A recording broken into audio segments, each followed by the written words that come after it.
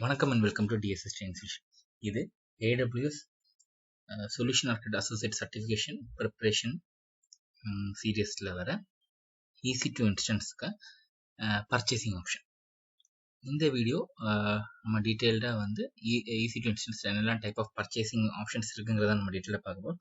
So டாப்பிக்குள்ளே போகிறதுக்கு முன்னாடி நீங்கள் சேனலை சப்ஸ்கிரைப் பண்ணிக்கோங்க. உங்களுக்கு ஏதாவது டாபிக் டிஸ்கஸ் பண்ணாலும் கீழே கமெண்ட்ஸில் சொல்லுங்கள், நம்ம அந்த டாபிக் டிஸ்கஸ் பண்ணலாம். நாங்கள் டாப்பிக்குள்ளே போகலாம். ஸோ இன்னைக்கு அஜெண்டா வந்து best purchase option for EC2 Instance. நம்ம போன வீடியோஸில் எல்லாத்தையும் நம்ம பார்த்தோம்னா EC2 Instanceனா என்னென்னு பார்த்துருக்கோம், EC2 Instance எப்படி கிரியேட் பண்ணணும் பார்த்துருக்கோம், EC2 Instance செக்யூரிட்டி கான்ஃபிகரேஷன்ஸ் எப்படி இருக்கும், பெர்மிஷன்ஸ் கான்ஃபிகரேஷன்ஸ் எப்படி இருக்கும், EC2 Instance கனெக்ட்னா என்ன, ஒரு கனெக்ஷன் இஷ்யூ வந்துச்சுன்னா எப்படி டீபக் பண்ணணும், எப்படி ட்ரபிள் ஷூட் பண்ணணும், அதே மாதிரி எப்படி வந்து ரோலை வந்து EC2 Instanceல மேப் பண்ணுறது, எப்படி EC2 Instanceல என்னெல்லாம் யூசர்ஸ் அக்சஸ் இருக்குங்கிறத பார்க்குறது, இந்த மாதிரி எல்லா டீட்டெயிலுமே நம்ம பார்த்துட்டோம். கரெக்டாக? ஸோ ஆஸ் அ ஆர்கிடெக்ட் இல்லைன்னா வந்து ஆஸ் எ டிசிஷன் ஃபேக்டர் நம்ம வந்து நம்மளோட மேனேஜ்மெண்ட்டுக்கு நான் EC2 Instanceல நான் பர்ச்சேஸ் பண்ண போகிறேன். ஸோ EC2 Instance பர்ச்சேஸ் பண்ண போகும்போது தே ஹேவ் செவரல் ஆப்ஷன்ஸ் இல்லையா? ஸோ அவங்ககிட்ட வந்து almost 6 to 7 options purchase options அவங்க ப்ரொவைட் பண்ண. அந்த 6 to 7 ஆப்ஷன் உங்களுக்கு எந்த ஆப்ஷன் பெஸ்ட்டாக இருக்குது, உங்களுக்கு எந்த ஆப்ஷன் வேணுங்கிறது ஃபர்ஸ்ட் தெரிஞ்சிருக்கணும். தெரிஞ்சால் தான் வந்து நமக்கு வந்து ப்ரைஸ் கால்குலேட் பண்ண முடியும் இல்லையா? ஸோ ஒரு பட்ஜெட் கால்குலேட் பண்ணுறதுக்கு நம்ம EC2 Instanceல எந்த ஆப்ஷன் போகிறோங்கிறது முக்கியம், அதே மாதிரி எந்த கான்ஃபிகரேஷனில் போகிறோங்கிறது முக்கியம். ஸோ கான்ஃபிகரேஷன் நம்மளால் ஈஸியாக நம்மளால் கால்குலேட் பண்ணிக்க முடியாது. ஏன்னா நம்மளோட அப்ளிகேஷன் இல்லை நம்மளோட லோட் ரிக்யர்மெண்ட்டை பேஸ் பண்ணி நம்ம வந்து கால்குலேட் பண்ணி நமக்கு எந்த EC2 Instance மாடல் எந்த சீரிஸில் வேணும், எந்த ஃபேமிலியில் வேணும் நம்ம எடுத்துரும். பட் எந்த பர்ச்சேஸ் ஆப்ஷன்ஸில் போகிறது இட்ஸ் எ கொஸ்டின் இல்லையா? ஸோ இந்த வீடியோவில் வந்து நம்ம வந்து different types of purchase options provided by AWS, அதே மாதிரி ஒவ்வொரு பர்ச்சேஸ் ஆப்ஷன்லையும் ப்ளஸ் ஆர் மைனஸ் என்ன, எந்த ஒர்க் லோட்ஸுக்கு அது பெஸ்ட்டாக இருக்குங்கிறத நம்ம இதில் டிஸ்கஸ் பண்ணலாம். ஸோ பெஸ்ட் பர்ச்சேசிங் ஆப்ஷன்ஸ் என்னென்னு பார்த்தாச்சுன்னா, ஒன்று வந்து on demand instance, then reserved instance 1 and 3 year. அந்த 1 and 3 year வந்து லாங் ஒர்க் லோடு, அதே மாதிரி கன்வெர்ட்டிபிள் ரிசர்வ்ட் இன்ஸ்டன்ஸும் ப்ரொவைட் பண்ணுறாங்க. தென் சேவிங்ஸ் பிளான், அது அகெயின் 1 and 3 years தான், அது லாங் ஒர்க் லோடு இருந்தால் யூஸ் பண்ணணும். Then spot instance, dedicated host, dedicated instance, capacity reservation. So இந்த 7 டைப் ஆஃப் பர்ச்சேஸ் ஆப்ஷன்ஸ் தான் வந்து AWSல ப்ரொவைட் பண்ணுறாங்க. ஸோ என்னென்னு பார்த்தீங்கன்னா, ஒன்று on demand instance, reserved instance, அப்புறம் savings plan, spot instance and dedicated host, dedicated instance and capacity reservation. So இந்த 7 type தான் வந்து பர்ச்சேஸ் ஆப்ஷன் ப்ரொவைட் பண்ணுறாங்க. ஸோ இந்த 7 டைப்ல பெஸ்ட் எனக்கு எது, ஏன்னா இந்த 7 டைப்ல என்னெல்லாம் இருக்குது, எவ்வளோ தூரம் மேக்ஸிமம் டிஸ்கவுண்ட்ஸ் கிடைக்கும், எது பெஸ்ட் ஆப்ஷன் நம்ம பார்த்துக்கலாம். ஸோ ஃபர்ஸ்ட் வந்து on demand instance. So on demand இன்ஸ்டன்ஸை பொறுத்த வரைக்கும் நம்ம நார்மலாக ஒரு EC2 இன்ஸ்டன்ஸை கிரியேட் பண்ணும்போது அது நம்ம எந்த ஆப்ஷனுமே கொடுக்கலாம், அது ஆன் டிமாண்ட் இன்ஸ்டன்ஸ் தான் வரும். இந்த ஆன் டிமாண்ட் இன்ஸ்டன்ஸ் எப்படின்னா, நம்ம இன்ஸ்டன்ஸ் ரன்னிங்கில் இருக்கும்போது எவ்வளோ டைம் ரன் ஆகுதோ அந்த ரன்னிங் பேஸ் பண்ணி எவ்வளோ தூரம் நம்ம யூஸ் பண்ணுறோம் அந்த யூசேஜை பேஸ் பண்ணி தான் ஆன் டிமாண்ட் இன்ஸ்டன்ஸ் வந்து பேமெண்ட் கால்குலேட் பண்ணுவாங்க.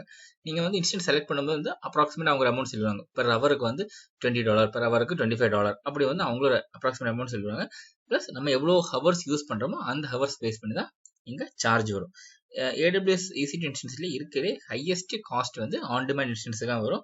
ப்ளஸ் இந்த ஆன் டிமாண்ட் இன்ஸ்டன்ஸ் வந்து ஹவர்லி பேஸ்ட் இல்லைனா யூசேஜ் பேஸ்ட் இருக்கனால இது வந்து நம்ம லாங் டேர்முக்கு சஜஸ்ட் பண்ணக்கூடாது.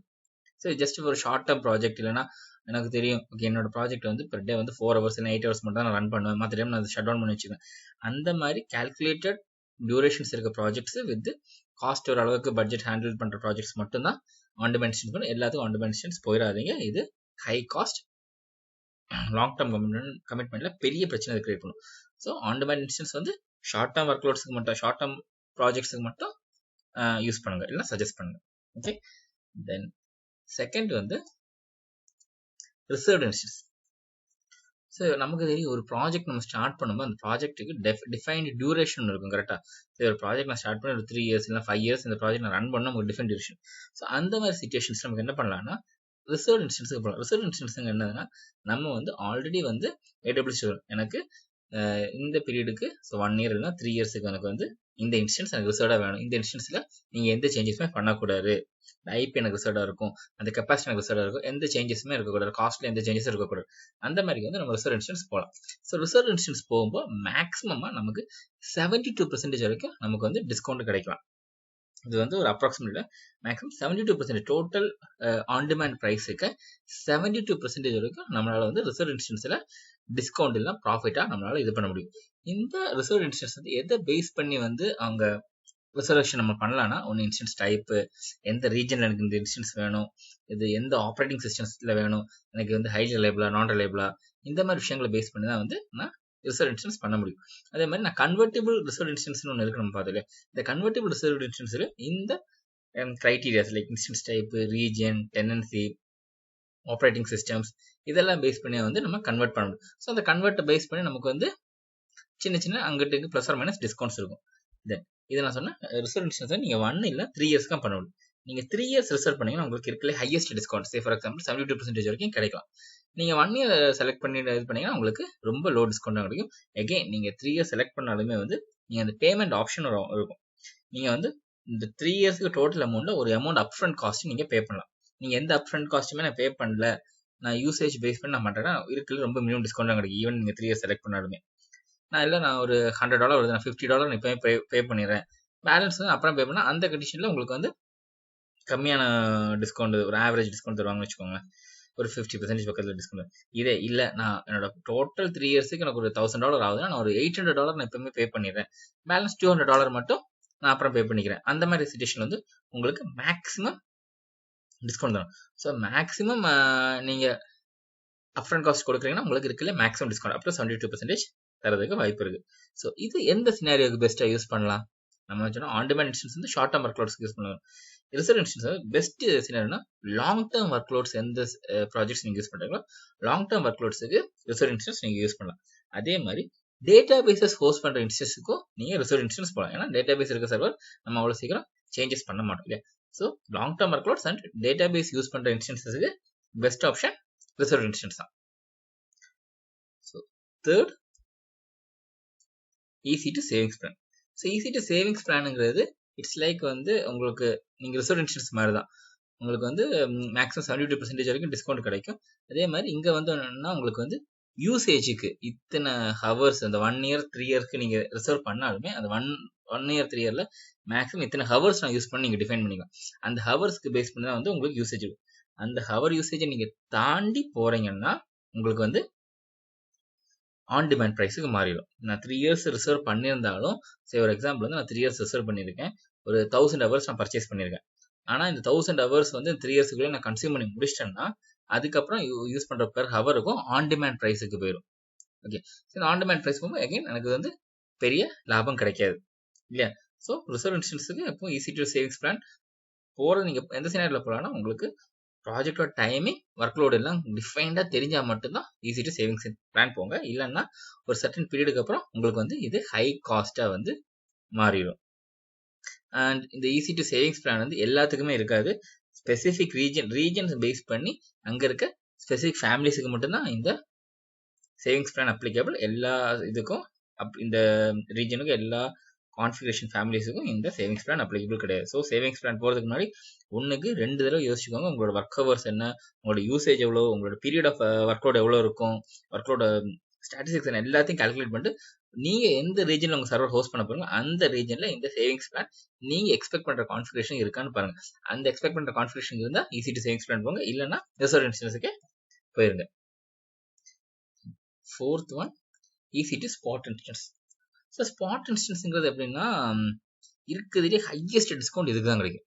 EC2 ஸ்பாட் இன்ஸ்டன்ஸ் உங்களுக்கு மேக்ஸிமம் அப் டு 90% வரைக்கும் உங்களால் வந்து டிஸ்கவுண்ட் இதுக்கு வந்து கிடைக்கும்.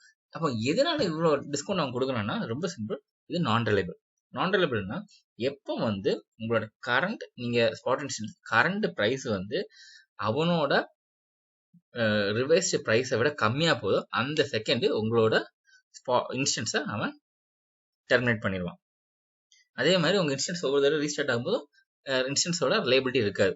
இன்ஸ்டன்ஸ் எப்போ வேணாலும் கிராஷ் ஆகலாம். இது நீங்கள் எப்போ யூஸ் பண்ணலாம், analysis purpose, image processing, short term work loads, இன்னொரு ஸ்பெசிஃபிக் டைமிங்கில் மட்டும் நான் ஒர்க் பண்ணுறேன் அந்த மாதிரி ஜாப்ஸுக்கு வந்து நீங்கள் வந்து EC2 ஸ்பாட் இன்ஸ்டன்ஸ் போகலாம். ஸோ EC2 ஸ்பாட் இன்ஸ்டன்ஸ் வந்து டேட்டா பேஸ் எதுவும் யூஸ் பண்ணாதீங்க. ஹை கிரிட்டிக்கல் ப்ராஜெக்ட்ஸ்க்கு எதுக்குமே EC2 ஸ்பாட் இன்ஸ்டன்ஸ் போகாதீங்க. ஈவன் அது மச் சீப்பராக இருந்தாலும் அப்படி போகாதீங்க. எனி டைம் உங்கள் இன்ஸ்டன்ஸ் வந்து லாஸ் ஆகலாம். Next one EC2 dedicated host. Dedicated ஹோஸ்ட்டுங்கிறது ஒன்றும் இல்லை, நீங்கள் டெடிகேட்டட் ஹோஸ்ட் நீங்கள் வாங்கிட்டீங்கன்னா உங்களுக்காக ஒரு ஃபிசிக்கல் சர்வர் உங்களுக்கு டெடிகேட் பண்ணிடுவாங்க. ஸோ நீங்கள் எந்த ரீஜன் செலக்ட் பண்ணுறீங்களோ அந்த ரீஜனில் இருக்க அவங்களோட டேட்டா சென்டரில் ஒரு ஃபிசிக்கல் சர்வர் உங்களுக்காக ஃபுல்லாக டெடிகேட் பண்ணிடுவாங்க. ஸோ அதில் வேறு யாருமே வந்து யூஸ் பண்ண மாட்டாங்க, நீங்கள் மட்டும்தான் யூஸ் பண்ணி. அதே மாதிரி இந்த இதில் போகும்போது உங்களுக்கு என்ன பெனிஃபிட்னா, உங்களுக்கு உங்களோட ஓன் லைசன்ஸ் யூஸ் பண்ணலாம். சரி, ஃபார் எக்ஸாம்பிள் நான் வந்து ஒரு ப்ராஜெக்ட் யூஸ் பண்ணிருந்தேன், ஒரு கம்பெனி இருந்தேன், இப்போ வேறு ஒரு சாஃப்ட்வேர் நான் மாற்ற போகிறேன். ஆனால் என்கிட்ட வந்து ஆல்ரெடி வந்து சீக்வல் லைசன்ஸ் இருக்குது, இன்னொரு 5 வருஷத்துக்கு சீக்வல் லைசன்ஸ் இருக்குது, விண்டோஸுக்கு லைசன்ஸ் ஒரு 3 வருஷத்துக்கு இருக்குது. ஸோ அந்த மாதிரி கேஸில் நான் ஆன் டிமாண்ட்லாம் போகணும்னா எனக்கு இங்கே நீங்கள் லைசன்சிங் காஸ்ட்லாம் போடுறீங்க, நான் என்னோட லைசன்சிங் வச்சு நான் யூஸ் பண்ணுறேன்னா நீங்கள் டெடிகேட் ஹோஸ்ட்டுக்கு போயிடலாம். ஏன்னா சர்வர் உங்களுக்கு பேரில் வந்துடும், நீங்கள் உங்களோட லைசன்ஸ் அதில் அப்ளை பண்ணிக்கலாம். இதில் என்னென்னா உங்களுக்கு 1 and 3 years நீங்கள் ரிசர்வ் பண்ணிக்கலாம். அதே மாதிரி உங்களோட சார்ஜிங் வந்து பெர் செகண்டில் நடக்கும். ஆன் டிமாண்ட் வந்து பெர் செகண்ட் நடக்கும். ரிசர்வ்லேயும் வந்து 1 and 3 years நீங்கள் பண்ணலாம். இருக்குல்ல வெரி வெரி எக்ஸ்பென்சிவ் வந்து EC2 Dedicated Host தான். ஆன் டிமாண்டுக்கு அப்புறம் very expensive EC2 Dedicated Host. EC2 Dedicated Host போகிறீங்கன்னா அகைன் உங்களோட defined work time and budget இருந்தால் மட்டும் போங்க. அண்ட் இது வந்து எந்த மாதிரி ப்ராஜெக்ட்ஸ் சொல்லணும்னா, ஹை ரெகுலேட்டரி கம்ப்ளைண்ட்ஸு ஸ்டாண்டர்ட்ஸ் நான் ஃபாலோவே பண்ணி அவன டேட்டா அவ்வளோ கிரிட்டிக்கலான டேட்டா, அவ்வளோ பாலிசி ப்ரீச் பண்ணக்கூடாத டேட்டானா நீங்கள் வந்து டெடிகேட் ஹோஸ்ட்டு போகலாம். இல்லைனா டெடிகேட் ஹோஸ்ட்டு போகாதீங்க, அது நஷ்டம். அடுத்த டெடிகேட் இன்ஸ்டன்ஸ். டெடிகேட் இன்ஸ்டன்ஸ்னா அகைன் உங்களுக்கு ஒரு ஃபிசிக்கல் ஸ்டோரேஜ் உங்கள் பேரில் அலோகேட் ஆகிடும். ஆனால் அந்த ஃபிசிக்கல் ஸ்டோரேஜில், அந்த ஃபிசிக்கல் சர்வரில் நீங்கள் டோட்டல் இருக்க ஃபிசிக்கல் சர்வரில் உங்களுக்கு மல்டிபிள் இன்ஸ்டன்ஸ் கிரியேட் பண்ணிக்கலாம். மல்டிபிள் இன்ஸ்டன்ஸ் கிரியேட் பண்ணாங்கன்னா, சரி ஒரு எக்ஸாம்பிள் என்கிட்ட வந்து ஒரு 1 TB ஹார்ட் டிஸ்க்கு, ஒரு 12 கோர் இருக்க மாதிரி என்கிட்ட சர்வர் இருக்குன்னா, 12 கோர் 128 GB மெமரி இருக்க மாதிரி சர்வர் இருக்குன்னா, இப்போ நான் ஃபஸ்ட்டு VM கிரியேட் பண்ணுவேன், தென் செகண்ட் VM கிரியேட் பண்ணலாம், தேர்ட் VM கிரியேட். இந்த மாதிரி நீங்கள் எத்தனை VM வேணாலும் இந்த ஸ்டோரேஜ் இந்த கான்ஃபிகரேஷனுக்கும் இங்கே ஷேர் பண்ணிக்கலாம். எல்லா இன்ஸ்டன்ஸுமே இந்த ஹார்ட்வேருக்குள்ள ஷேர் ஆகி தான் ஸ்டோர் ஆகும்.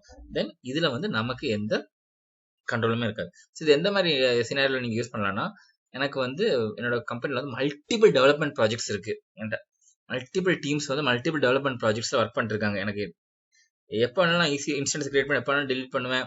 அந்த மாதிரி கேஸில் ஆன் டிமாண்ட் நீங்கள் போகிறத விட EC2 Dedicated Instance போயிருங்க. ஸோ உங்களுக்கு ஃபிசிக்கல் ஸ்டோரேஜ் உங்களுக்கு எத்தனை இன்ஸ்டன்ஸாலும் நீங்கள் கிரியேட் பண்ணி டெலிட் பண்ணிக்கலாம். ஸோ மல்டிபிள் டெவலப்மெண்ட் ப்ராஜெக்ட்ஸ் இருக்க சினாரியோவில் நீங்கள் இது உங்களுக்கு இது ரொம்ப ஹெல்ப்ஃபுல்லாக இருக்கும். தென் EC2 Capacity Reservation. So EC2 Capacity Reservationங்கிறது என்னென்னா ரிசர்வ் ஆன் டிமாண்ட்ஸ். இது எப்படின்னா உங்களுக்கு வந்து ஒரு ஸ்பெசிஃபிக் ரீஜனில் இல்லைனா ஒரு ஸ்பெசிஃபிக் கான்ஃபிகரேஷன் வந்து நீங்கள் ஆன் டிமாண்ட்லேயே நீங்கள் ரிசர்வ் பண்ணி வச்சுக்கலாம். இது நீங்கள் பண்ணும்போது உங்களுக்கு வந்து எந்த டிஸ்கவுண்ட்டுமே கிடைக்காது. ஏன்னா இது எனி டைம் நீங்கள் வந்து கிரியேட் பண்ணலாம், டெலிட் பண்ணலாம். சிமிலர் டு ஆன் டிமாண்ட் தான். அதே மாதிரி ஆன் டிமாண்டில் நம்ம ஆன் டிமாண்டில் என்ன பண்ணுவோம், அப்போ இருக்க கான்ஃபிகரேஷன் நம்ம செலக்ட் பண்ணிக்கிறோம். சம்டைம்ஸ் வந்து ஸ்பெசிஃபிக் ரீஜனில் வந்து ஒரு கான்ஃபிகரேஷன் வந்து அவைலபிலிட்டி இல்லைன்னா நம்மளால் பண்ண முடியும். கெப்பாசிட்டி ரெசர்வேஷன் அந்த கான்ஃபிகரேஷன் நமக்கு ரிசர்வ் பண்ணி வச்சாச்சுன்னா அந்த ரெசர்வேஷன் நமக்கு மட்டும்தான் இருக்கும். பட் இதில் என்னென்னா நமக்கு டிஸ்கவுண்ட் எதுவுமே கிடைக்காது, காஸ்ட் எக்ஸ்பென்சிவ் தான். இது வந்து ஷார்ட் டேர்ம் ப்ராஜெக்ட்ஸுக்கு நீங்கள் வந்து இதை யூஸ் பண்ணலாம். ஓகே, ஸோ இப்போ நம்ம வந்து so far 7 type of purchase ஆப்ஷன்ஸை நம்ம பார்த்துருக்கோம் இல்லையா. இந்த 7 டைப் ஆஃப் பர்ச்சேஸ் ஆப்ஷனுங்கிறது ஒன்றும் நம்ம வந்து என்ன பார்த்தோம்னா on demand instance, reserve instance, savings plan, spot instance, dedicate host, dedicate instance இல்லையா, இதெல்லாம் பார்த்தோம். இப்போ போனஸ் என்னென்னா இது எல்லாத்தையுமே நம்மளோட லோக்கல் இதில் வந்து லோக்கல் சினாரிஸில் நம்ம புரிகிற மாதிரி நம்ம பண்ணணும். நான் எக்ஸ்பிளைன் பண்ணுறேன். எப்படின்னா நம்ம டெக்னிக்கலாக பார்த்தோம். இப்போ நம்ம ஜஸ்ட் ஒரு எக்ஸாம்பிள்ஸ் பார்க்கலாம். ஆன் டிமாண்ட் இன்ஸ்டன்ஸுங்கிறது ஒன்றும் இல்லை. நம்ம ரோட்டில் போகிற ஆட்டோவை ஹையர் பண்ணி போகல, நம்ம ரோட்டில் போயிட்டு இருக்கோம், கை காட்டுற ஆட்டோ பிடிப்போம், ஆட்டோவில் ஏறி ஒரு இடத்துக்கு போவோம் இல்லையா. ஸோ நம்ம ஆட்டோ யூஸ் பண்ணுற எவ்வளோ தூரம் நம்ம ட்ராவல் பண்ணுவோம் அந்த கிலோமீட்டருக்கு மட்டும் நம்ம காசு கொடுவோம் இல்லையா. அதான் வந்து ஆன் டிமாண்ட் இன்ஸ்டன்ஸ். இதே வந்து ரிசர்வ் இன்ஸ்டன்ஸுங்கிறது என்னென்னா நீங்கள் ஓலா இல்லைனா ஊபரில் கேப் புக் பண்ணுற மாதிரி ஸ்பெசிஃபிக் கிலோமீட்டர்ஸுக்கு நான் வந்து ஓலா ஒரு ஊபர் நான் வந்து கேப் புக் பண்ணிக்கலாம். அதே வந்து லாங் ஸ்டேஷன் அவுட் ஸ்டேஷன்லாம் போகிறீங்கன்னா உங்களுக்கு அவங்க டிஸ்கவுண்ட்ஸ் வர தருவாங்க. கரெக்டாக sir. Reserve instance sir on demand nothing but auto hearing மாதிரி ரிசர்வ் இன்ஸ்டன்ஸுங்கிறது ஒரு டிஸ்டன்ஸ் எல்லாம் தெரிஞ்சு நீங்கள் புக் பண்ணுறது.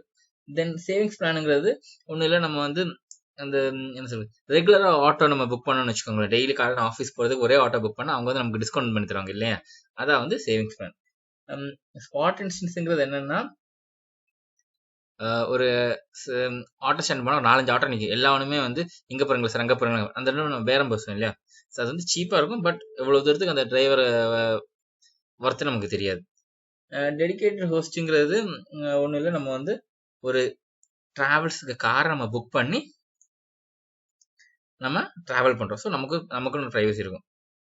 டெடிகேட்டட் இன்ஸ்டன்ஸுங்கிறது என்னென்னா ஒரு பஸ்ஸில் நம்ம டிக்கெட் புக் பண்ணிட்டு போகிற மாதிரி.